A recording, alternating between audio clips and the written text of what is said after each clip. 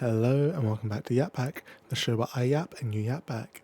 Today's topic is the Warrior of Light too powerful?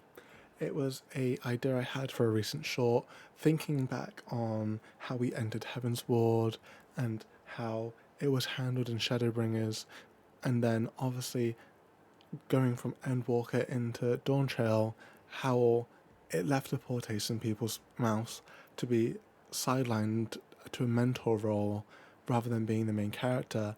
And I think a big part of that is because we have just walked to the edge of the universe. We have just faced and overcome despair itself. We are on cosmological scales of power feats. We've defeated dragons time and again.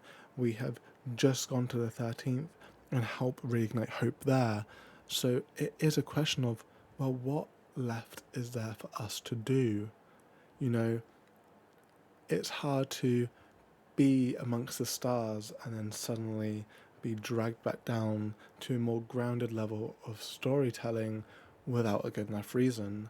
And I always, at this point, go back to Heaven's Ward and how it was built up for us, stage by stage, to fully ignite the blessing of light, so that we had that power, and then for us to lose it because of Silvertail Lake and Midgard Solmer taking it from us.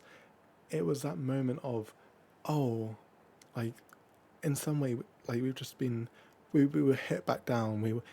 It was like know your place as such. Us versus the dragon and the father of dragons on the source, especially, it is one of those moments of, oh, you know, there are more powerful beings than us out there, which is always great because I think it gives that excitement and hunger of more prey to fell. Ironically, now saying that makes me think of Xenos and Xenos' words to us, and that idea of our hunt, our prey, and what it means for us, and what are we without it.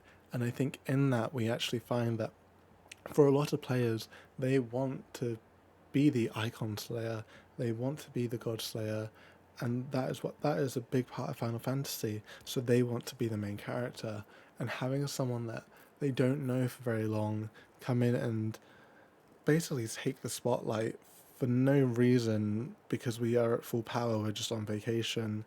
It doesn't land well, and I can understand why it left a poor taste in people's mouths. And in contrast to Heaven's Ward, you know, we've been knocked down so much, and on our journey again, we're able to start regaining our power, and then it feels like our power's earned.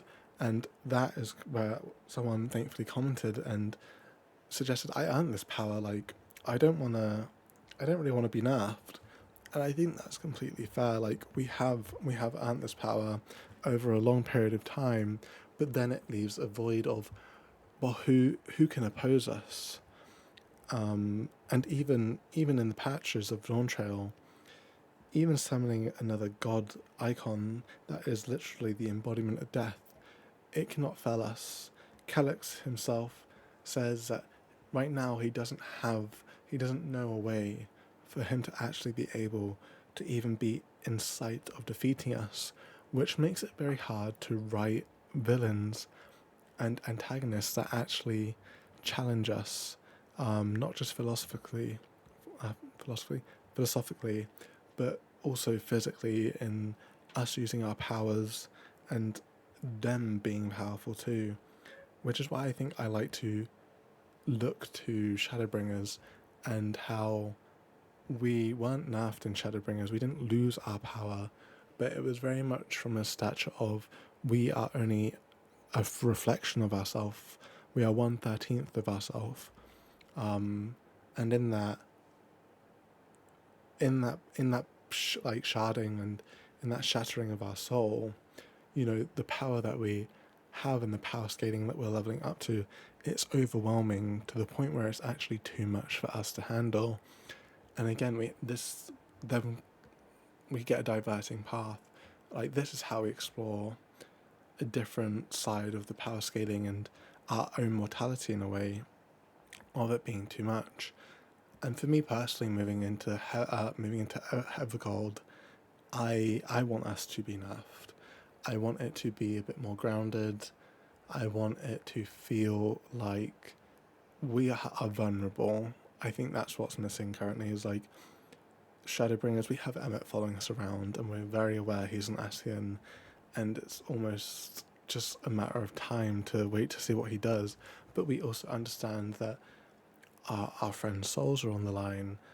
There's so much at stake, and it's like we need some form of stakes to be set up for the Warrior of Light, especially not just the wider story as a whole, so that we feel that there is a threat that we can't handle. And I think we're definitely taking the step there with the natural disaster, because we're not so powerful that we can stop a natural disaster. And that's why I would like to see us having to sacrifice some of our power to help either stabilize or find a solution that will avert the next crisis or stop it or minimize it. However, we're going to go about that, I think it's important that we're then able to be nerfed, or they find a different story and plot device where we're not nerfed, but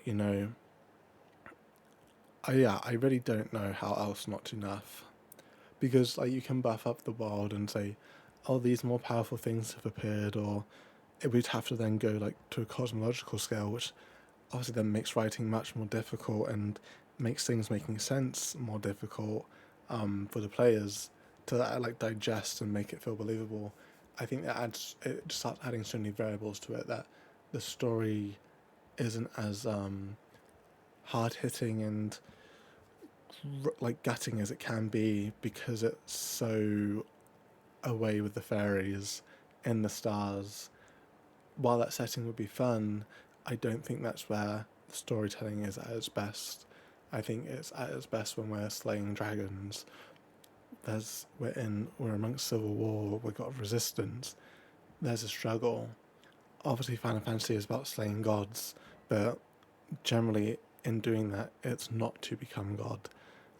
It's to show people a new path or to set people free. So I think it's important that I hope they stick to those elements of it, and us sacrificing our power isn't seen as a nerf. It is us using the power that we have as a consequence in order to gain something that we want. Like, say if we have to save the first, and like imagine we stop the flood of light, right? We'd have to sacrifice a lot of our power to do that, and that power is not necessarily going to get given back to us. So I think that would be a really interesting way to explore it moving forward, because the other options, I feel like it just starts getting crazy. Like Final Fantasy is crazy as it is anyway, but I feel like it starts getting really crazy, because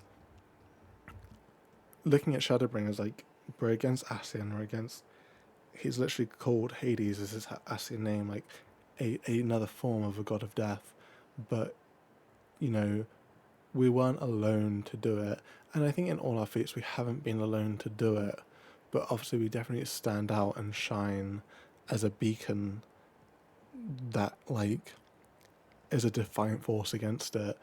And Shadowbringers, again, I think having that sentiment of something being out of our control, which we do have in Evercold moving forward, I think that's a big piece that was missing in Dawntrail, because in Dawntrail, nothing was necessarily outside of our control, to which it made sense, but having a natural disaster, it really lands in a sweet spot of, okay, we ourselves can't do much about this, but we might have to actually sacrifice something for it, or there might actually just be consequences if we aren't fast enough.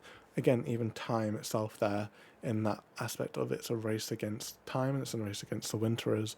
These are kind of things outside of our control that our godlike power alone can't stop, and it's having that nuance to it that makes us feel threatened and vulnerable, which then causes us to feel that our stakes in the story that we really need to take into account and resolve. And I think that's what makes 14's writing exciting. Anyway, thank you for listening to this episode of YAP Back. please let me know down in the comments below what way forward you would like to see the Warrior Lights power scaling head in, and let me know what you're looking forward to the story of Evercold and how we're going to be approaching that. Anyway, please like, comment and subscribe, and thank you